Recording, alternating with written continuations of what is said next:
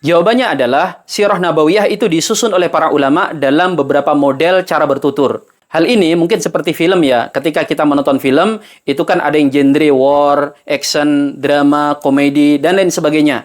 Karena memang kecenderungan orang itu berbeda-beda. Nah, ternyata para ulama juga memahami itu. Sehingga sirah nabawiyah itu disusun oleh para ulama dengan cara bertutur yang juga berbeda. Ada yang al-maghazi, ada yang modelnya khosais, dalail, fadail, termasuk syama'il, dan masih ada beberapa genre yang lainnya. Apa itu al-maghazi? Al-maghazi adalah sirah nabawiyah yang disusun oleh para ulama dengan mengedepankan, mengangkat kisah-kisah perjuangan Nabi SAW, khususnya peperangan. Sehingga model al-maghazi ketika bertutur itu adalah dengan banyak mengangkat peperangan di masa Nabi SAW. Kalau toh kemudian misalnya ada peristiwa yang lain, itu mungkin porsinya tidak sebanyak dengan peperangan yang terjadi di masa Nabi kita SAW.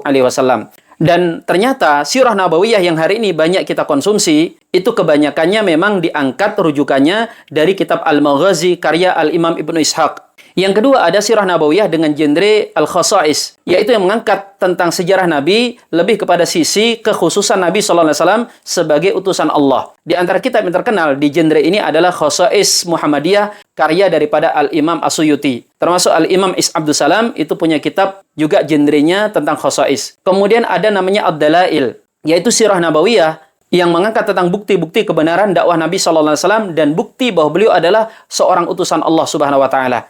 Kitab dengan genre ini diantaranya adalah yang terkenal Dalailun Nubuwah karya daripada Imam Al-Baihaqi. Kemudian termasuk nanti ada yang bergenre Al-Fadail. Dan termasuk yang paling terkenal adalah sirah nabawiyah dengan genre Syama'il, yaitu genre sirah di mana para ulama ketika menuturkan sejarah Nabi SAW lebih menekankan kepada ciri fisik beliau, akhlak beliau, kebiasaannya, apa yang disukai oleh Nabi, apa yang tidak beliau sukai, benda-benda yang beliau miliki, dan hal terkait yang akan lebih membuat kita kenal siapa sosok Nabi kita SAW. Dan kitab dengan genre ini sangat banyak, dan yang paling banyak digunakan dan populer adalah kitab Syama'il Muhammadiyah, buah karya daripada Imam At-Tirmidzi rahimahullah ta'ala.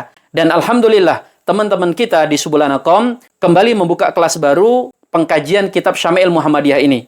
Semoga bisa dimanfaatkan menjadi ilmu yang membawa kebaikan kepada kita. Dan ingat sabda Nabi SAW, Al-mar'u ma'aman ahabba. Seseorang itu akan dibersamakan dengan pihak yang dia cintai. Dan bukti cinta ketika seseorang itu berusaha mengenal dan dekat dengan orang yang dicintainya.